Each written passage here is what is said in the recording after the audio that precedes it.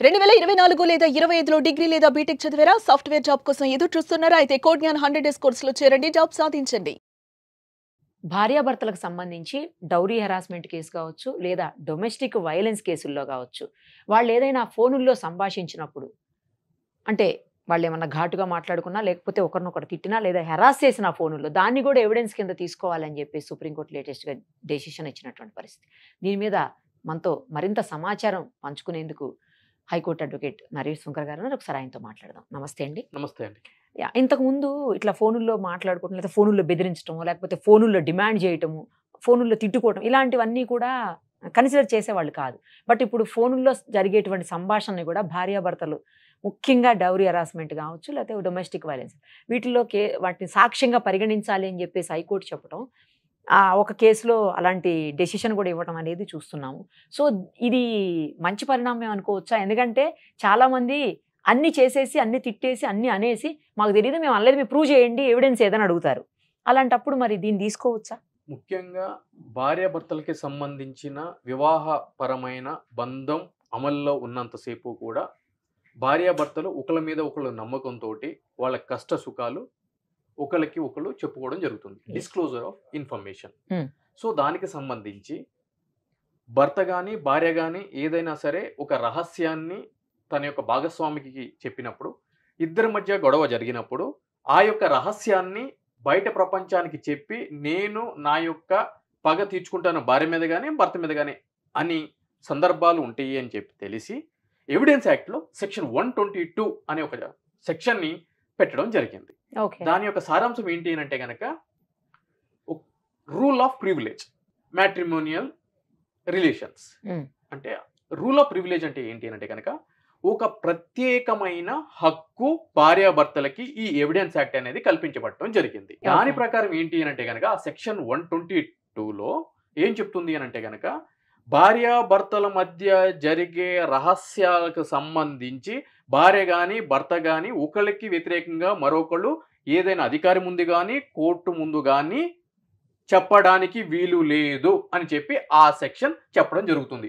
ఒకవేళ ఆ విధంగా చెప్పినా కూడా సంబంధించిన కోర్టులు ఆ యొక్క రహస్యాన్ని ఎవిడెన్స్ కింద తీసుకోవడానికి కుదరదు అని చెప్పి ఆ యొక్క సెక్షన్ అనేది చెప్పడం జరిగింది. సో బివి నాగరత్నం గారు, అదేవిధంగా సతీష్ చంద్ర శర్మ గారు యొక్క డివిజన్ బెంచ్ సుప్రీంకోర్టులో ఇచ్చిన జడ్జిమెంట్ సారాంశం ఏంటి అని అంటే కనుక, పంజాబ్ హర్యానా హైకోర్టు ఇచ్చిన తీర్పుని సుప్రీంకోర్టులో ఛాలెంజ్ చేయడం జరిగింది. ఈ యొక్క తీర్పు సారాంశం మనం చూసుకున్నట్లయితే కనుక, ఇద్దరు భార్యాభర్తలు ఉంటారు. భార్యాభర్తలు ఉండగానే ఏం జరుగుతుందంటే కనుక, వాళ్ళు డైవర్స్ పిటిషన్ అనేది హిందూ మ్యారేజ్ యాక్ట్ సెక్షన్ 13 ప్రకారం డైవర్స్ పిటిషన్ అనేది వేయడం జరుగుతుంది. సో వేసినప్పుడు ఏం జరుగుతుంది అని అంటే కనుక, భర్త ఏం చేస్తాడు అని అంటే కనుక, భార్య వేరే వాళ్ళతో మాట్లాడిన యొక్క ఫోన్ రికార్డింగ్స్ అన్నీ కూడా గత 4-5 సంవత్సరాల నుంచి కింది కోర్టులో ఎవిడెన్స్ రూపంలో ఎక్స్ట్రా చీఫ్ అఫిడవిట్ రూపంలో దాఖలు చేస్తే గనక దాన్ని ఎవిడెన్స్ కింద తీసుకోకూడదు. ఎందుకు అని అంటే గనక, ఈ 122 సెక్షన్ ప్రకారము వాటిల్ని రైట్ టు ప్రైవసీ కింద పరిగణించాలి తప్ప ఎగ్నెస్ట్ ఎవిడెన్స్ కింద చూపించకూడదు అని చెప్పి భార్య ఏం చేస్తుంది అంటే కనుక, కింది కోర్టులో తన యొక్క వాదనని వినిపించడం జరుగుతుంది. కానీ కింది కోర్టు అంటే ఫ్యామిలీ కోర్టు భార్య యొక్క వాదన పరిగణలోకి తీసుకోకుండా భర్త ఇచ్చిన ఎవిడెన్సెస్ని పరిగణలోకి తీసుకుని నేను తీర్పును ఇస్తాను అని చెప్పిన క్రమంలో ఆ యొక్క ఫ్యామిలీ కోర్టు తీర్పుని హైకోర్టులో ఛాలెంజ్ చేయడం జరుగుతుంది భార్య. సో హైకోర్టు వారు ఏం పరిగణిస్తారు అని అంటే కనుక, ఈ సెక్షన్ 122 ప్రకారం ఏంటి అని అంటే కనుక, ఈ యొక్క ఎవిడెన్స్ని కోర్టులో ప్రవేశపెట్టడంతో ఏం జరుగుతుందంటే కనుక, భార్య యొక్క అనుమతి లేకుండా భార్య యొక్క ఫోన్ రికార్డింగ్స్ భర్త రికార్డ్ చేసి దాన్ని ఎవిడెన్స్గా చూపించడము ఆబ్వియస్లీ రైట్ టు ప్రైవసీకి ఉల్లంఘించే విధంగా ఉంది. కాబట్టి ఈ యొక్క ఎవిడెన్స్ తీసుకోవడానికి వీలు లేదు అని చెప్పి తీర్పు చెప్పడం జరుగుతుంది.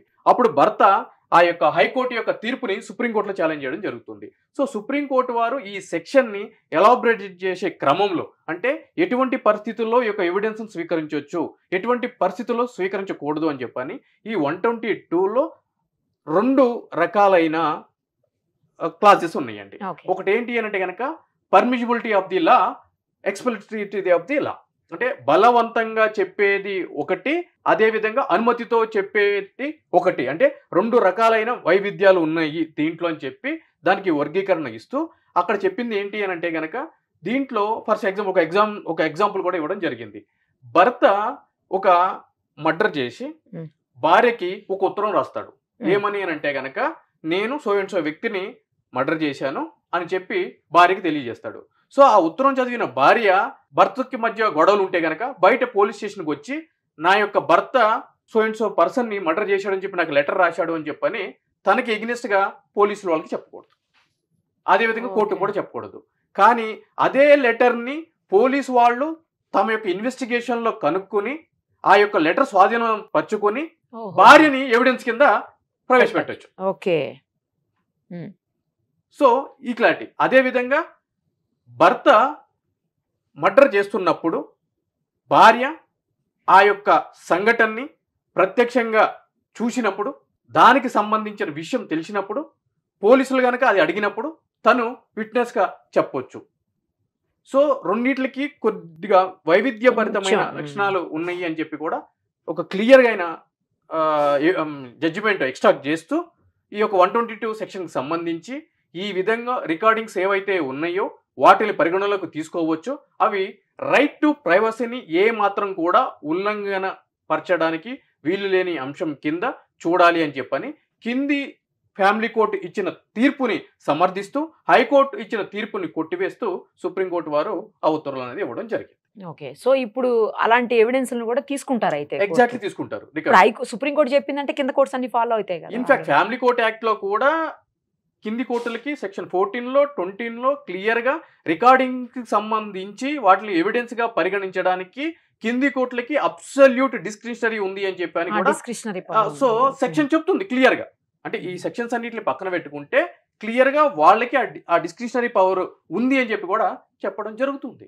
సో వీటిలన్నిటిని కూడా పరిగణలోకి తీసుకుని ఇటు ఎవిడెన్స్ యాక్ట్, అటు ఫ్యామిలీ కోర్ట్ యాక్ట్, అదేవిధంగా ఇటు హిందూ మ్యారేజ్ యాక్ట్, ఈ సెక్షన్లన్నింటిలో అదేవిధంగా రాజ్యాంగంలోని ఆర్టికల్ 21 అని కూడా పరిగణలోకి తీసుకుని ఏది